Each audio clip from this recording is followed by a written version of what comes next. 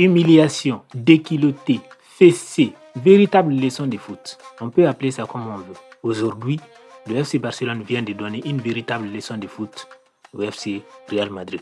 Avant ce match, on s'attendait à deux scénarios possibles. Soit le Barça faisait exactement comme ce qu'ils ont fait, soit le Real massacrait le Barça. Parce qu'on a vu ces derniers temps que l'alignement de la défense du Barça va être prolifique. Enfin, c'est ce qu'on pensait. On pensait tous que cela allait être profitable pour l'équipe du Real. Quand on voit Kylian Mbappé et Vinicius Junior, deux joueurs qui adorent passer dans le dos de la défense. Aujourd'hui, ça a été une véritable masterclass de la défense du FC Barcelone. Le Real a été dominé, dompté dans tous les domaines et dans tous les sens du terme. C'était une véritable humiliation. Devant son public, dans son stade. Du côté du FC Barcelone, on a Lamine Yamal qui a battu le record du plus jeune buteur du Classico. Alors que du côté du Real Madrid, on a Kylian Mbappé qui a battu le record du nombre de offside dans un Classico.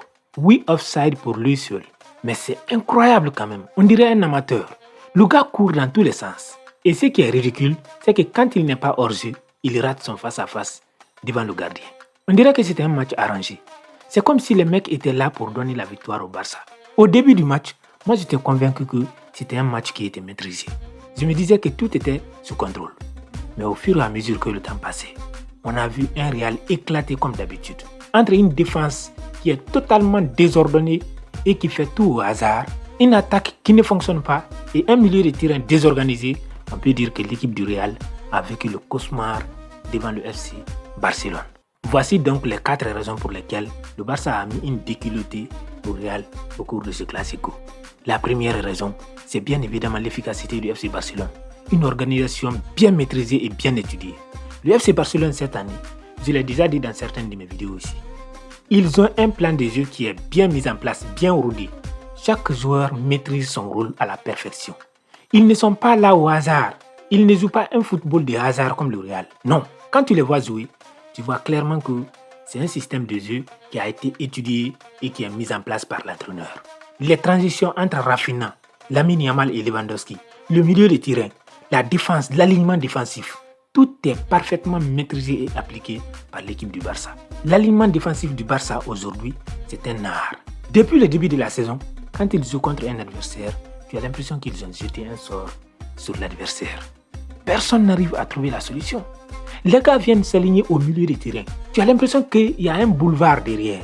Mais à chaque fois, tu entends hors-jeu. Devant des joueurs aujourd'hui comme Vinicius Junior, Kylian Mbappé, ils ont géré à la perfection ce système défensif. C'est une masterclass. C'est de l'art. Et il faut saluer cela. Hansi Flick a fait un travail extraordinaire avec ce Barça. Et ce qui m'inquiète, c'est que je ne vois absolument personne en Liga aujourd'hui capable d'arrêter cette équipe du Barça. Et d'un autre côté, ce qui m'inquiète encore plus, c'est que si cette équipe du Real continue comme ça, si on ne trouve pas de solution et vite, ça va être la catastrophe. Dans ce match, on a eu les deux versions des deux équipes. Depuis le début de la saison, le Barça roule sur des rails. Alors que du côté du Real, on gagne des matchs au hasard. À aucun moment, tu te dis que le Real va marquer dans ce match-là. Tu n'es pas rassuré, sauf dans la deuxième partie du match contre Dortmund.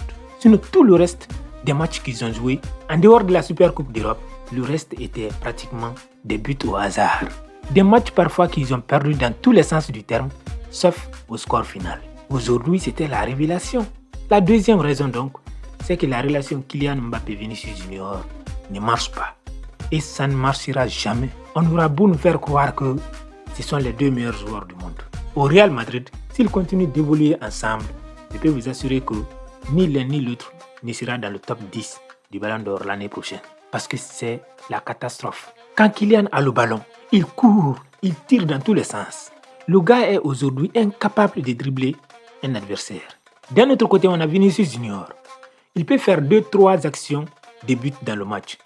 Mais dans la plupart du temps, soit il est en train de se plaindre, soit il est en train de faire des dribbles qui ne marchent pas, ou alors il est en train de faire en tout cas des gestes qu'on n'a pas besoin pour gagner le match. C'est la catastrophe. Ça ne marche pas.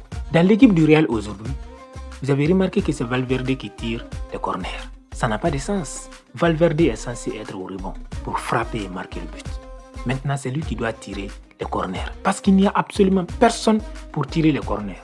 En plus de cela, il n'y a personne pour marquer les coups de tête. Sauf Militao et Rudiger.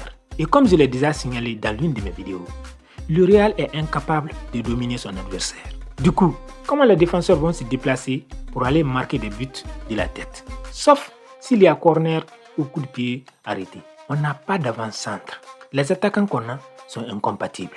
Et ce qui est pire dans l'histoire, c'est que Jude Bellingham a été sacrifié pour faire place à Kylian Mbappé. Kylian Mbappé aujourd'hui, je suis sûr et certain que même Endrick ferait mieux.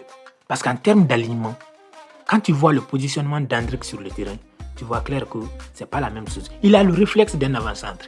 Kylian Mbappé, ça ne marche pas. Mbappé avant-centre, ça ne va jamais marcher. On va perdre le temps et on va perdre beaucoup de matchs. L'association Vinicius Junior Kylian Mbappé n'a jamais marché depuis le début de la saison.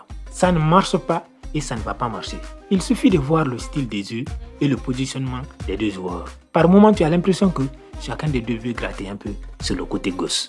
C'est pas comme ça qu'on joue avec une équipe qui est censée avoir un avant-centre. Normalement, à l'attaque, on a deux ailiers et un avant-centre. Ou alors on a un faux neuf comme l'année dernière avec Jude Bellingham. Cette année, on n'a pas de faux neuf et on n'a pas d'avant-centre. On a des joueurs qui se glissent tous sur le côté gauche. La troisième raison, c'est Carlo Ancelotti. Quand ça ne marche pas, qu'est-ce qu'on fait en tant qu'entraîneur? On change. Il y avait Endrick sur le banc et il y avait Arda Güler. Mais Ancelotti a décidé de continuer jusqu'à la fin du match. Il a décidé de garder sur le terrain Vinicius Junior et Kylian Mbappé. Du début du match jusqu'à la fin du match, ça n'a pas fonctionné. Il a décidé quand même de continuer comme ça.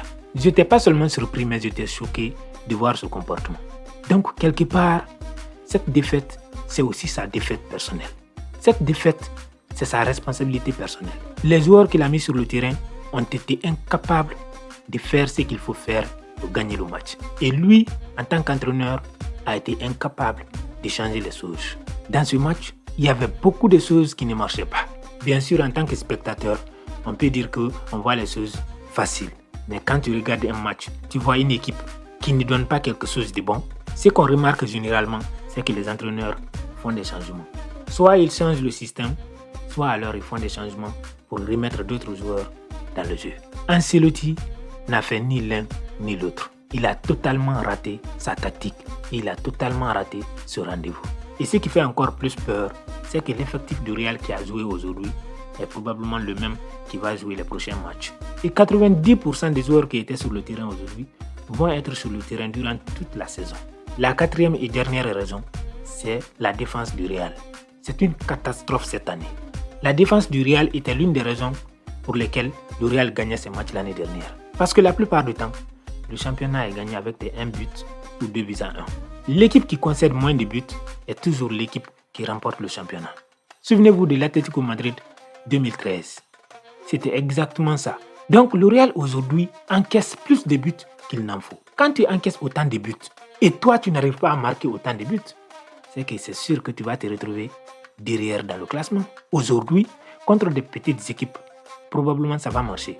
Mais contre des grandes équipes qui ont des attaquants comme Lewandowski, comme Lamine Yamal, comme Rafinha aujourd'hui, c'est impossible de laisser des espaces bizarres comme ça, de se désorganiser et de s'attendre à ce que les buts ne rentrent pas. Donc la défense du Real aujourd'hui est totalement en fuite. On ne sait pas où ils sont passés. À part Courtois, l'association Militao-Rudiger ne fonctionne pas. Les latéraux ne sont pas bons. Lucas Vazquez n'est pas un défenseur, c'est un ailier. Et Ferland Mendy n'est pas le même Ferland qu'on a l'habitude de voir jouer et d'admirer. Il était reconnu et surtout respecté pour son style défensif. Il est trop embrouillé cette année. Il fait des mauvais choix. Il n'est pas bien placé souvent. Donc, l'équipe du Real, dans l'ensemble, ça ne marche pas. Il y a un truc qui manque. Le problème, c'est qu'on ne voit pas comment Ancelotti va trouver la solution. Parce qu'on ne sait même pas où il va aller chercher la solution.